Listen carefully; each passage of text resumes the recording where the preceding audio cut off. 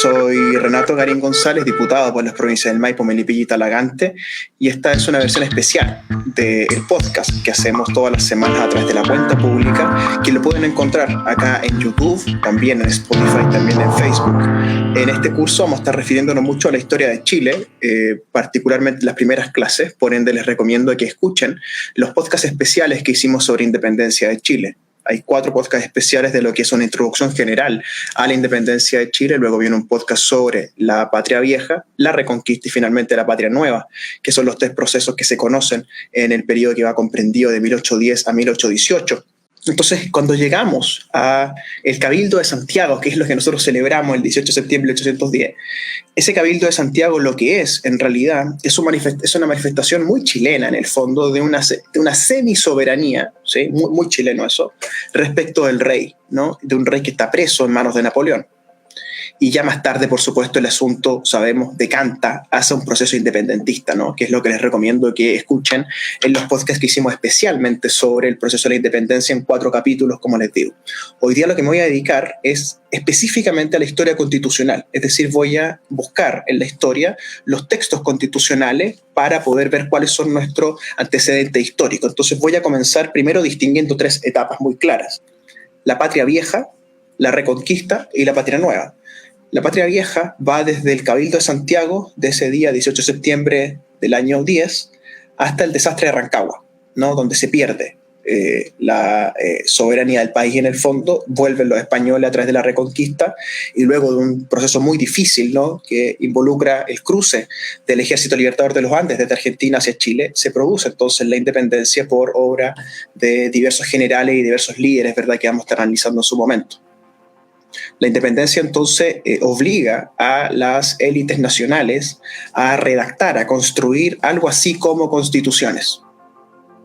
¿Sí? Algo así como constituciones, que no son en estricto rigor constituciones, sino que vamos a hablar entonces de reglamentos constitucionales, los reglamentos constitucionales. O sea, esta idea es importante que se quede cierto ahí en la cabeza, ¿no? Que estamos hablando de los reglamentos constitucionales de la patria vieja. Vamos a comenzar con eso entonces, hecha esta introducción, ¿verdad?, general al proceso de la independencia. Vamos a hablar entonces de los reglamentos constitucionales de la patria vieja, que entonces va desde el 18 de septiembre del 10 hasta el desastre de Rancagua, para que nadie se confunda entonces.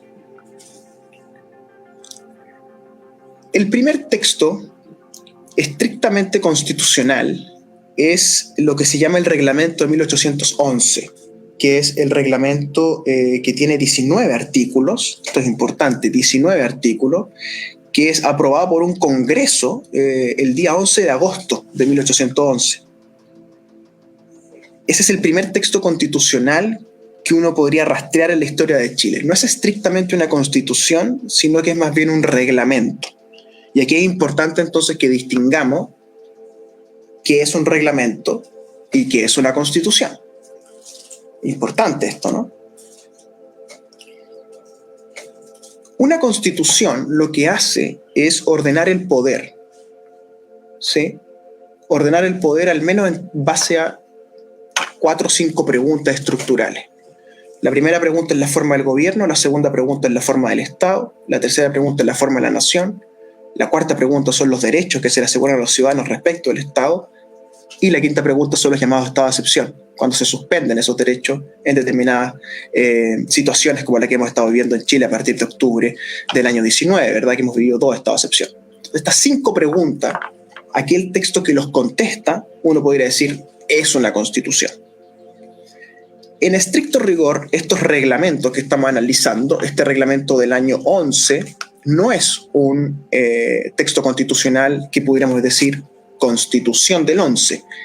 Por eso no está en la historia formal de las constituciones chilenas, sino que es más bien entonces un reglamento. ¿Por qué es un reglamento?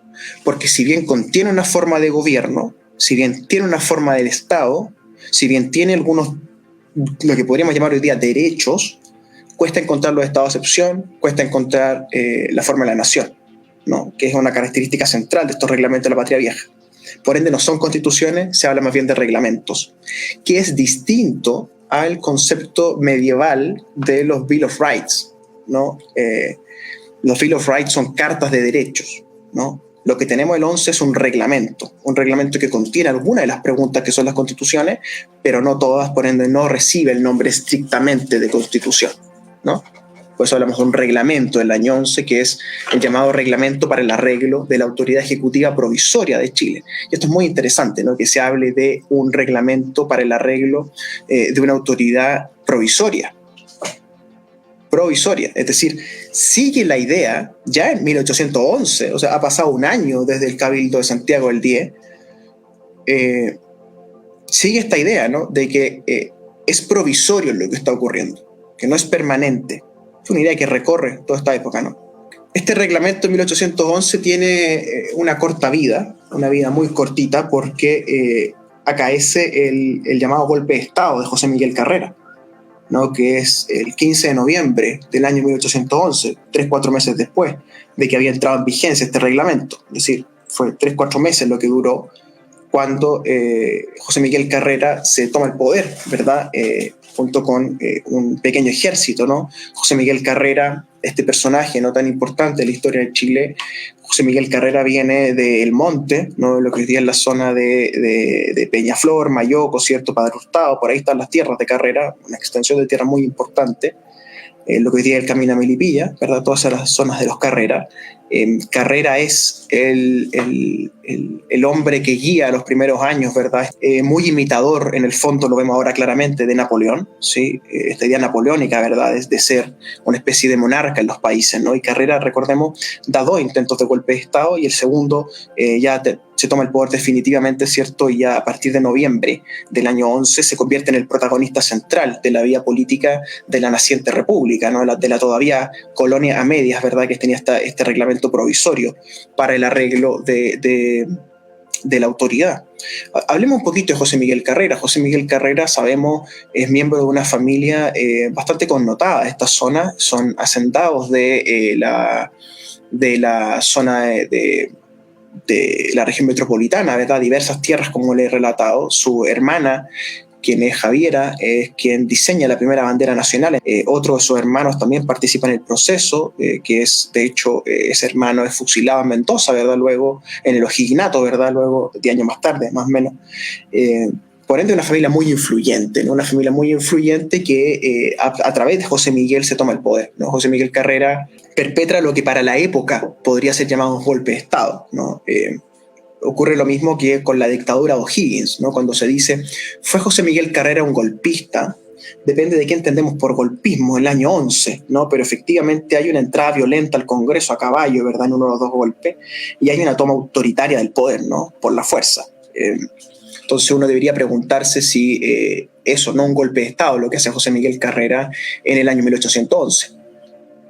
Habría que conversarlo, pero ocurre entonces un hecho donde Carrera, junto a otros militares y otros hacendados, en el fondo, porque son hacendados los que se toman el poder, llegan a Santiago, ¿verdad? Y se toman la naciente república. Y ahí entonces donde entramos al segundo reglamento provisorio, ¿sí? Que se suele confundir con el primero, pero el segundo es del año 12, ¿no? Que tiene esta vez 27 artículos, ¿no? Y que es redactado por los Carrera, es redactado por José Miguel Carrera junto a su familia en la zona del Monte, ¿verdad? Una especie de congresos familiares que hicieron con algunos asesores, algunos amigos de la familia, pero es básicamente un borrador que hacen ellos, ¿no? El reglamento constitucional del año 12, que básicamente lo que hace es que declara la independencia de forma soterrada, pero ahora más clara, ¿no? Estamos hablando 2 años después de la prisión del rey, ¿cierto? Donde se usa la frase, ¿no? Muy famosa, que ningún decreto, providencia u orden que emane de cualquier autoridad o tribunales fuera del territorio de Chile tendrá efecto alguno. Y los que intentaren darle valor serán castigados como reos del Estado, ¿no? Es decir, se habla ya de un poder soberano estatal. Uno podría decir, esto se parece más a una constitución. Es decir, hay una visión soberana redactando esto, ¿no? Aunque igualmente la propia Constitución parte en su redacción reconociendo que Fernando VII es el rey vigente, ¿no? Pese a que está, ¿verdad?, en el cautiverio de Napoleón. Es muy interesante que el reglamento provisorio del 12 es ratificado mediante plebiscito, un plebiscito que ocurre en 3 días consecutivos, del 27 al 30 de octubre, se vota el 27, 28, 29 y el 30 se anuncian los resultados, ¿verdad? de este reglamento. Es un reglamento bien interesante para quienes les interesa la historia. El texto, como les digo, se redacta por los Carreras y algunos asesores, donde destaca el cónsul estadounidense. Recordemos que Estados Unidos, naciente república también en ese momento, envía un cónsul, que es el famoso Robert Poinsett, ¿no? Que es muy cercano a Carrera en su momento, lo ayuda en diversas gestiones de diversa índole, económicas, políticas, judiciales. Y el otro que participa es Jaime Subáñez, que es un personaje del cual se habla poco, pero es que es otro asesor de los Carrera, que no era chileno, sino que era nortino, que hoy día sería boliviano, Subáñez, ¿no? Y recordemos que, muy interesante, este es el primer plebiscito de la historia, ¿no? Que es 1812, para ratificar el segundo reglamento constitucional, el primero de Carrera. Es bien interesante que este reglamento constitucional habla de el patriotismo, ¿no? De las virtudes del gobernante, del patriotismo como una especie de moral pública. Esto es muy interesante, no tiene que ver con la época, tiene que ver con esta especie de propaganda que comienza a hacer la naciente república de valores que se estiman valores patrios, ¿no? De la élite criolla que intenta, por así decirlo, ilustrar, ¿no? Y básicamente la élite criolla de los abogados que se habían formado en la Universidad Real de San Felipe durante el final del siglo XVIII, ¿no? Entonces, como les digo, este reglamento constitucional de Carrera es el primero que se plebiscita, gana, ¿verdad? Y con eso Carrera se vuelve muy popular en la élite, sobre todo. Recordemos que solo las élites tenían capacidad de voto, en este caso tenían derecho a voto solamente los hacendados, en este caso, pero ya se instala la idea de que la soberanía y el Estado de Chile venía para quedarse, ¿no? Esto es lo que hace el reglamento del 12. Y así es como entonces llegamos al reglamento de 1814, ¿no? Que es el primero que se estudia en rigor en las escuelas de derecho, ¿no? En los cursos de derecho constitucional. Lo que se hace cuando se estudia el derecho constitucional chileno es que se comienza en el año 13, ¿no? ¿Qué ocurre en el año 13? Que es que se deroga el reglamento del 12. Y se deroga porque cambia, por así decirlo, la configuración política de las élites y empieza, por cierto, el proceso de la reconquista española, ¿no? Que ya vuelven a tejer un escenario de guerra interna, ¿verdad?, contra los españoles, y un enfrentamiento entonces casi de guerra civil, que es la connotación que tiene la reconquista más tarde. La reconquista suele pensarse que son meramente españoles contra chilenos, sino que es también una división dentro del criollismo, una división que ya comienza a gestarse en estas épocas y que no se remonta solamente a Carrera contra O'Higgins o O'Higginistas contra carreristas. Es bastante más compleja la historia. El 14, lo que se genera, hablamos del 17 de marzo del 14, lo que se genera es la institución del director supremo. Es la primera vez que aparece el director supremo en los textos constitucionales. Aquí es donde aparece la idea de un poder ejecutivo fuerte, unipersonal. Este director supremo podemos pensar que es una especie de presidente actual, ¿verdad? Y básicamente se trata de un poder fuerte para el problema bélico que se tenía con los españoles, ¿no? Había un senado también en esa constitución, un senado de 7 personas, y de hecho el que asume como director supremo es Francisco de la Lastra, ¿no? Que había sido entonces mandatado a Valparaíso. Al comienzo Francisco de la Lastra es un aliado del carrerismo y después se separa de los Carreras, ¿cierto? Y tiene su propio proyecto político y termina siendo el primer director supremo en época de plena reconquista, ¿no? Que es el reglamento de 1814. Entonces aquí hablamos ya en realidad del comienzo del derecho constitucional chileno. O sea, cuando uno habla de cuál es el comienzo del derecho constitucional chileno, es 1814 con el reglamento que forma el director supremo, que es el antecedente de la presidencia de la República, que va a ser luego, sabemos, ¿verdad?, la viga principal a partir de los 20 en adelante, ¿cierto?, de lo que va a ser la presidencia de la República. ¿Cómo se acaba este reglamento? Se acaba porque perdemos la guerra, ¿no? Los criollos pierden la guerra y se ingresa el país, ¿cierto?, entonces a una etapa de reconquista española, donde por supuesto el reglamento constitucional del 14 no tenía ningún sentido, porque la reconquista española opera bajo la lógica monárquica, ¿verdad?, de que Chile no era independiente, sino que era la capitanía dentro del virreinato del Perú, ¿verdad? Todo este contexto entonces hace caer el reglamento provisorio del 14.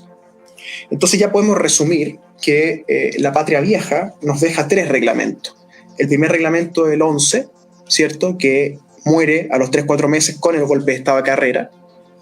Carrera redacta entonces el del 12, que luego muere con la declaración de guerra, básicamente en la Reconquista, donde se nombra el director supremo Francisco de la Lastra, con el reglamento del 14. Y el reglamento del 14 es el último texto constitucional o constituyente de la época de la Patria Vieja, y pasamos entonces a la Reconquista española, donde por supuesto no hay texto constitucional, sino que hay poder monárquico. Cuando hablamos de la Reconquista, hablamos básicamente de 1814 a 1817, para que nos ubiquemos, ¿no? La Reconquista va desde el desastre de Rancagua hasta las batallas de la independencia con el Ejército Libertador. De hecho, por eso el primer afiche de esto es, me parece, la batalla de Chacabuco, ¿verdad?, previa al abrazo de Maipú, que ya es 1817-1818, ¿no?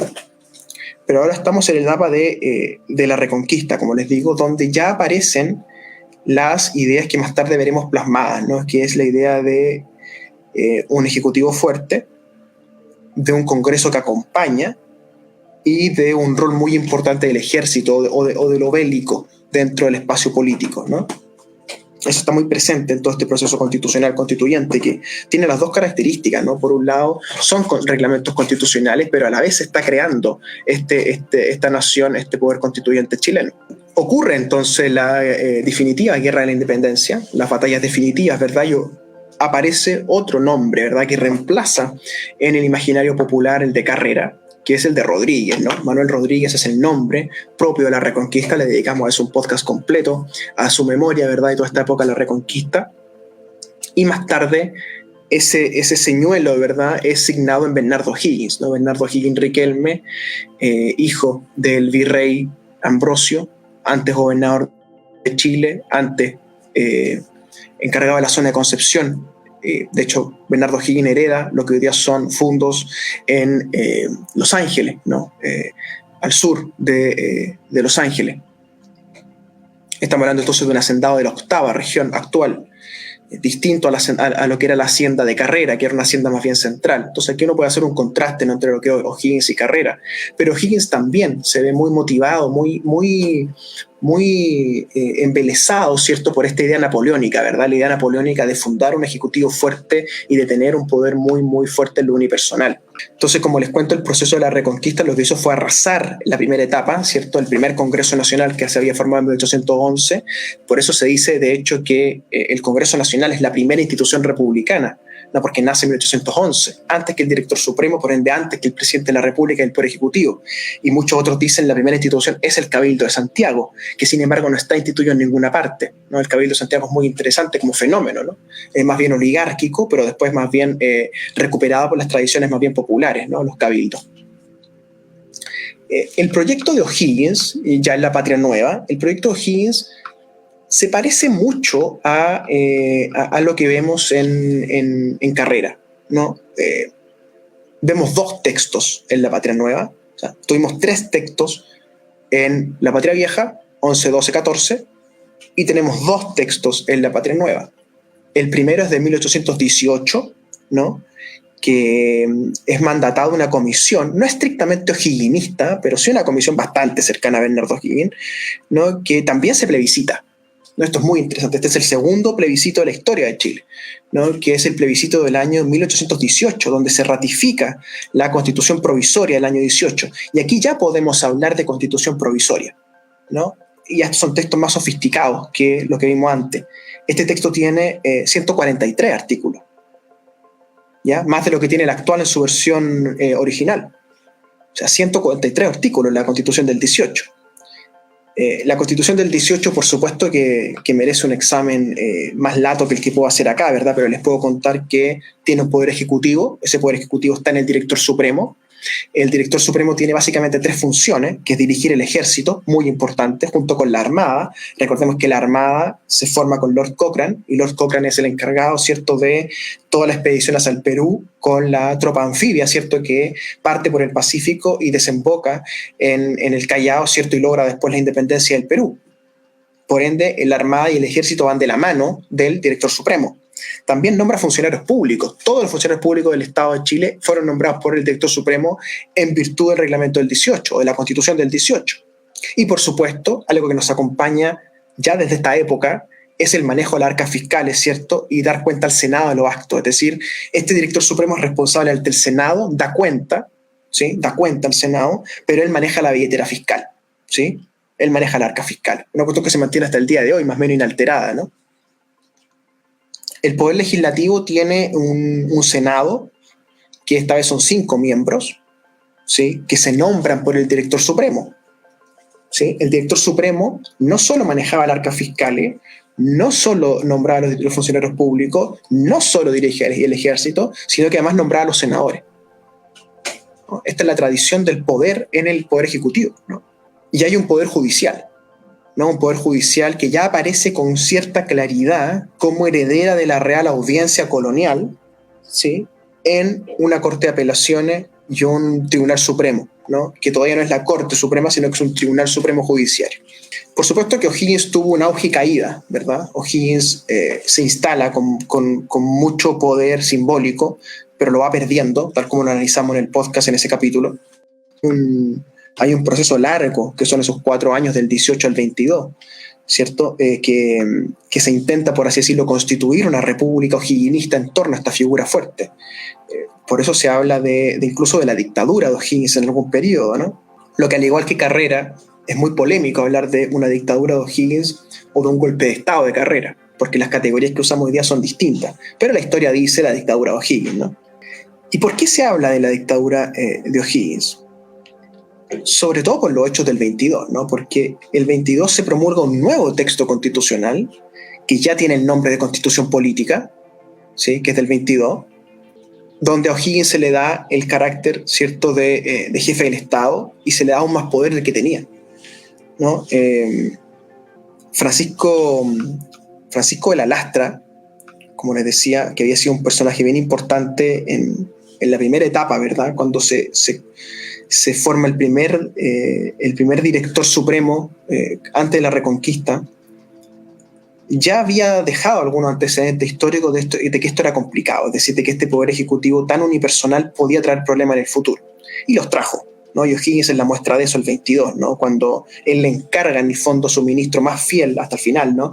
José Antonio Rodríguez Aldea, todo un personaje muy interesante, Rodríguez Aldea, que vale la pena mencionarlo un poquito, ¿no? Él es el más grande de los o'higginistas, ¿no? Rodríguez Aldea es el abuelo de Rosa Rodríguez, Rosa Ester Rodríguez, ¿no? Quien fue luego la esposa y madre de 2 presidentes de la República, Arturo Alessandri y Jorge Alessandri.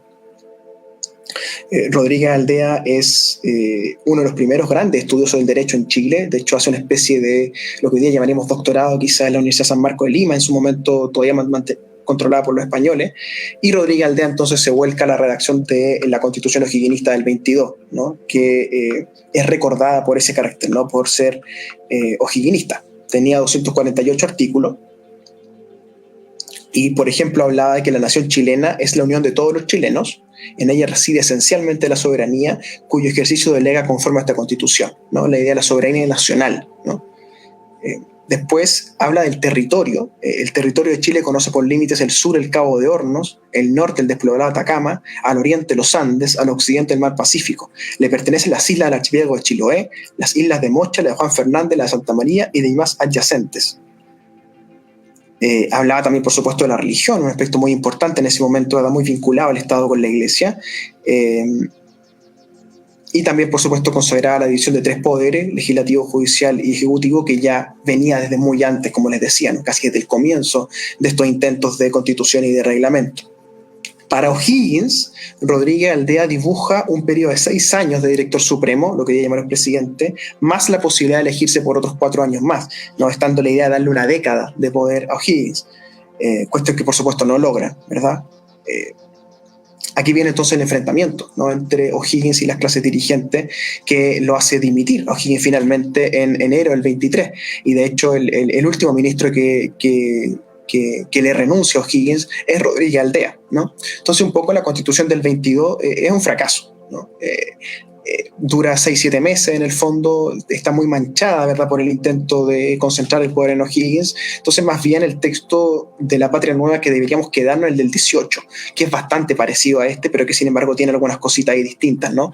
Recordemos que O'Higgins se enfrenta a lo que quedaba todavía de la oligarquía de la colonia, ¿cierto?, que eran los nobles, ¿cierto?, estos títulos nobiliarios que él los manda a sacar de las casas y por ende se vuelve un enemigo público de ciertas élites nacionales, y finalmente entonces O'Higgins, por el mal manejo político, mal manejo económico, etcétera, termina abdicando, ¿cierto?, en aquella famosa escena, y entonces la Constitución del 22 muere con eso, ¿cierto?, muere con O'Higgins intentando hacerse una constitución a su medida de la mano de Rodríguez Aldea.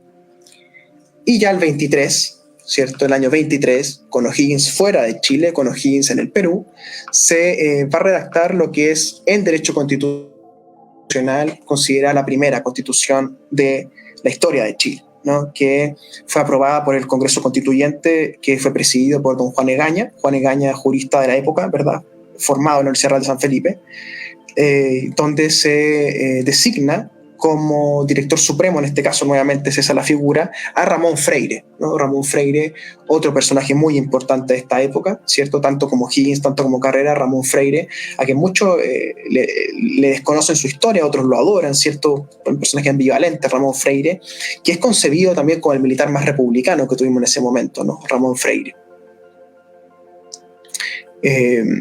Esta constitución es promulgada para el año nuevo del año 23, ¿no?, justo para el 30 de diciembre me parece que se promulga. No hubo plebiscito, sino que se pasó por el Congreso Constituyente, ¿no?